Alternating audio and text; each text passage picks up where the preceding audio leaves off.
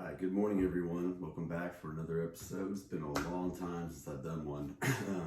I've been doing a lot of like big cooks where it's been kind of repeating the same thing over and over again, where I do a lot of briskets, a lot of pork shoulders. I've been selling some other things too, but people that I know, people through my neighborhood that I don't know, and things have been going pretty good doing that. And I just don't want to repeat the same content over and over again. Like, this is how I do a brisket. This is how I do this brisket. It's just kind of boring. So figured I'd come out with something when I had a break and doing all that stuff. I'm actually doing it, and also I'm making something I haven't ever made before. I've been making those chuck roast birria tacos and selling those to people, or my family freaking loves them too. But today I decided to use pork shoulder. I was up at Costco the other day. They were like 99 cents a pound with the bone-in pork shoulders. So figured I'd go ahead and pick a couple up, and I'm gonna get these started. I'm gonna show you how I do my rub for them and what I'm going to do as far as like making that sauce too. 260 is 260 right here. I've just been using regular old, I don't have it out here right now, but the Kingsford, just the professional blend charcoal from up at Costco. You get 2 giant bags for $16.99 on sale a lot of times, which isn't a bad deal considering like it's $10 a bag, a little bit smaller bag at Walmart even. And it seems to work just fine. I don't think personally buying the really expensive brand charcoal is going to make a machine like this work any better. Even when I use my big offset, I don't even, I just use the same shit because I'm mostly running all wood. Once I get the initial, I use the chimenea, dump it in the bottom, get it set up, put wood next to it and wood on top, and it seems to work pretty good like that. And then I just use wood for the rest of the fire. You guys let me know though, if you guys like Jealous Devil or B&B. I used to use B&B a lot too, but I'm like, it just doesn't make sense. Unless they're gonna sponsor me or something, it doesn't make any sense to keep buying that shit because it just burns up so quickly. And this stuff seems to work really good. I have switched over to bought some cheap shit like this before. This Expert Grill, I think it's like pecan and mesquite blend. I don't like that stuff because I do think that stuff is cheaper for a reason. And in these machines especially, I had a huge, in the bottom of the chute, where after that stuff would be burning down, about the bottom like this thick, or it'd just be about an inch or 2 thick, full of ash, where I would have to get in there with a fork or something and like mash it all up and get it to fall down into the pan because it was just getting like clumped up in there. So that's something I will not be buying again, is that brand. So gonna be running this on the middle shelf. Put that in there. Get what I had, some salmon or something on there. But I'm gonna run on the middle shelf like I like to do. I think that helps a lot. Get a little bit of circulation around it. Like you said, this stuff comes up from the bottom up, so I don't really think you need to worry about doing fat cap down on these because there is so much fat in them. I have done some flipping and stuff in the past, but I'm not going to do that today.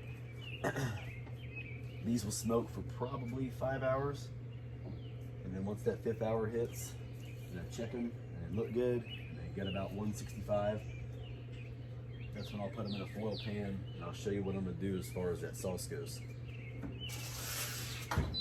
All right, here we are at the 3 hour mark. It smells freaking awesome out here. I haven't used this thing in so long, I forgot how well it cooks and just maintains perfect. So first peek, I haven't even opened this up in 3 hours, so it's about 10:15 right now. It is so freaking hot and steamy.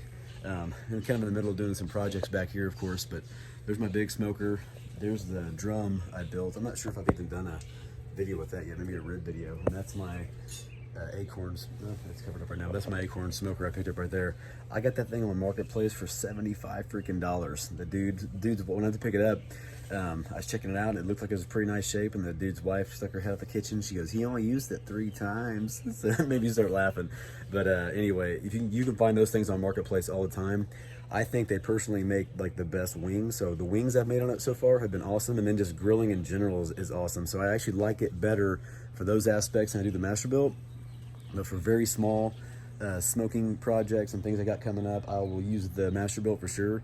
And whenever I have really big cooks and I can't fit everything in here, because you know you have that firebox on the far side, and I put a water pan over there. If I can't, the next thing I'm gonna do is build a second shelf in here. But the if I have overflow, this thing works awesome for overflow stuff. So let's take a quick peek here. It looks good. Good color. This thing does work pretty good. Good color. I see the fat rendering down. You can hear it sizzling. So I'm gonna give it a quick spray with my apple cider vinegar.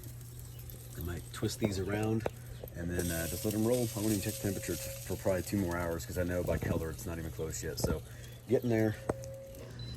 We're about almost at the 4 hour mark. I went ahead and temped them, probed them. They're sitting right at 145 degrees. That's not bad. Since we had such a long, fun night last night, we decided that we're gonna go get some breakfast somewhere. So I'm gonna leave these on. I had it set at 260. I'm gonna turn it down to 225 and just gonna let it roll till we get back. It should be pretty close to that 160, 170 mark by the time we get back. And then once that hits that, I'll show you how I make that sauce. All right, just checked on that, the pork shoulders out there. Put them in at 620 and it's 1240 right now. So they've been in there a little bit over 6 hours and they're right about that 157, almost 160 range. So I'm gonna let them finish off, get that 165 point, and then I'm gonna go ahead and get this part mixed up. So the most simple, like Birria style, that's kind of the hot thing right now is Birria, like tacos and shit. But this sauce you can make with, just go buy this stuff at Walmart. It's super freaking simple. So when I'm doing a big cook like this, like a whole shoulder or two, I'll use a whole entire carton of the beef stock or beef broth, 2 cans of just the chipotle sauce, and then 1 can of the chipotle, their adobo peppers and chipotle sauce. Then what I got over here is I had 1 tablespoon of chili powder, 2 tablespoons of cumin, 1.5 of oregano, 1.5 of garlic, and then I'm gonna squeeze these 2 limes into it. So I'm gonna go ahead and get it blended up real quick, and I'm gonna show you what it looks like. So I tried this a few different ways, and the best way I found to do it is with this immersion blender. I've got a food processor, one of those, like, it's maybe like a little 32-ounce one, and I tried using that, and this shit just freaking leaked out everywhere. So this is a lot easier, a lot better way to do it. I put all those ingredients in here, along with a little bit of the beef broth, pushing down on here. I'm just gonna do some pulsing.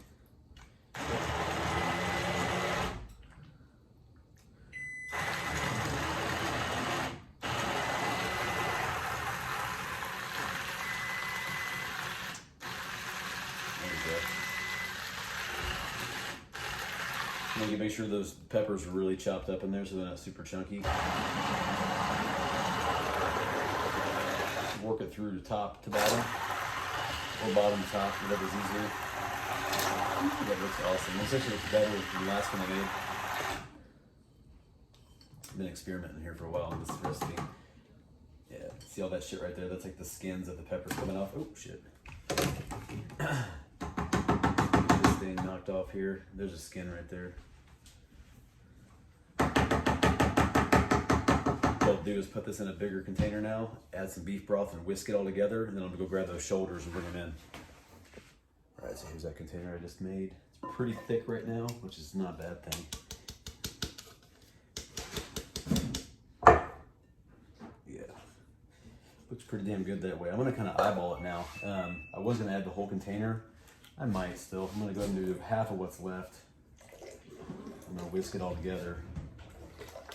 See how it looks.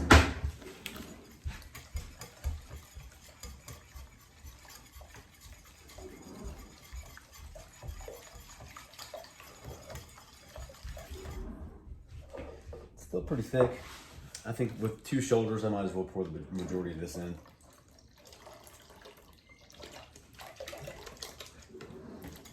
Oh yeah. Yeah, you can still see the chunks and pieces in there, so that's good.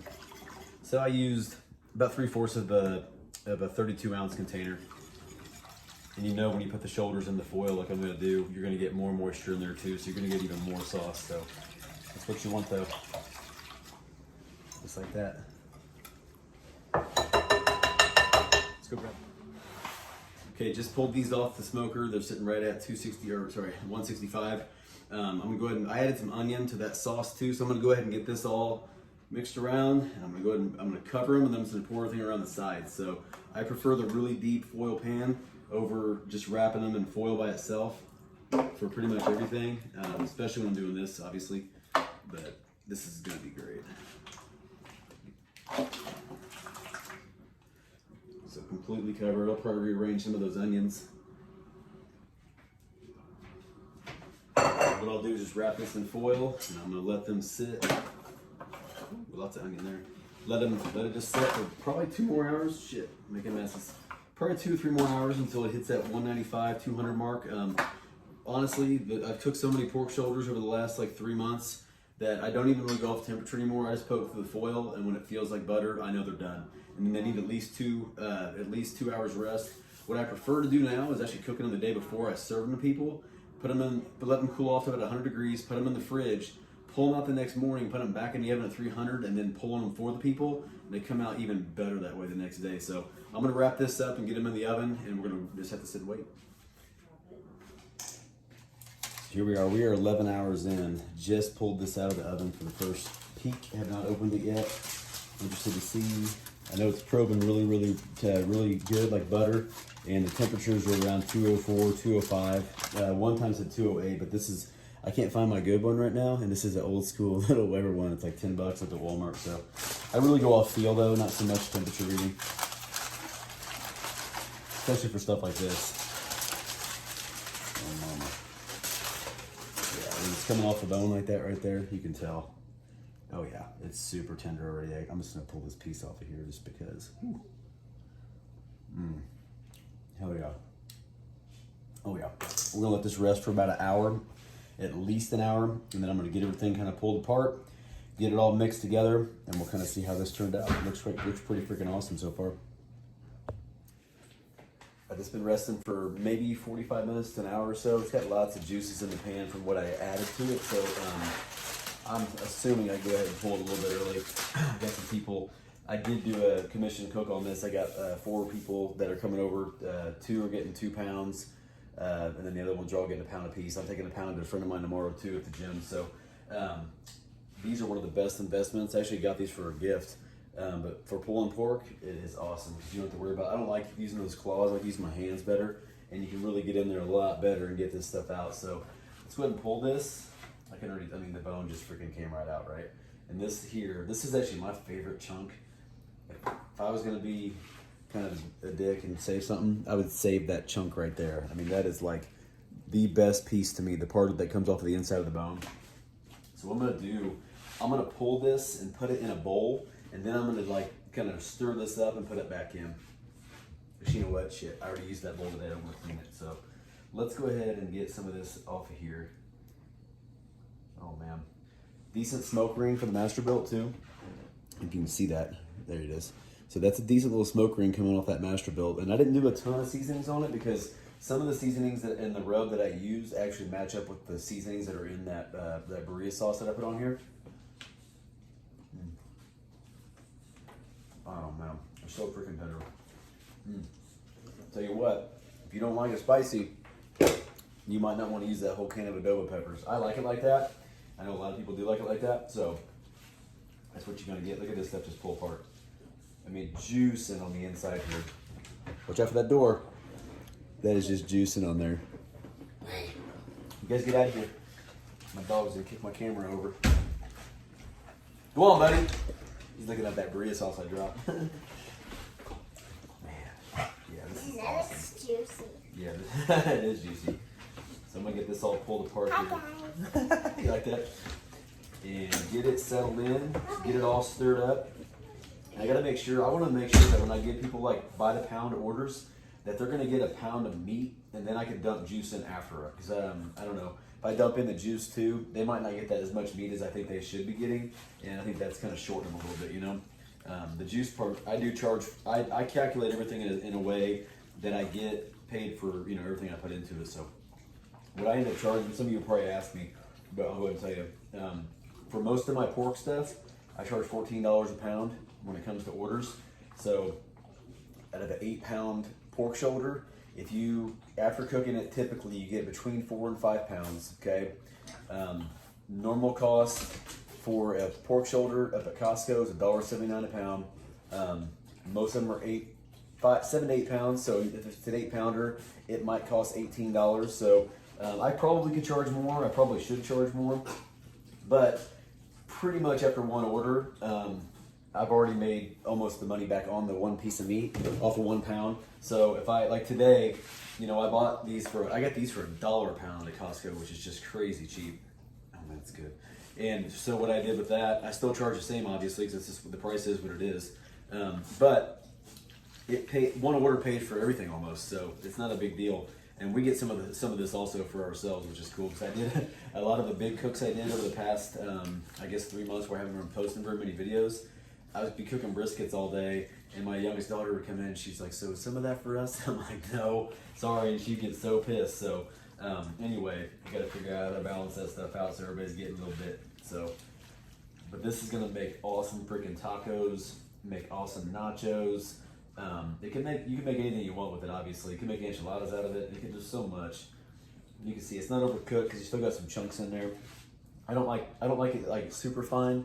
When I do my pull, I like it to be somewhat coarse, has some chunks in it. And if people want to take it home and chop it up themselves, that's fine. But I like to keep it a little bit lumpy. That way you get more texture out of it. So anyway, real simple cook. Hopefully, I'll put that in the description what the sauce was made out of again.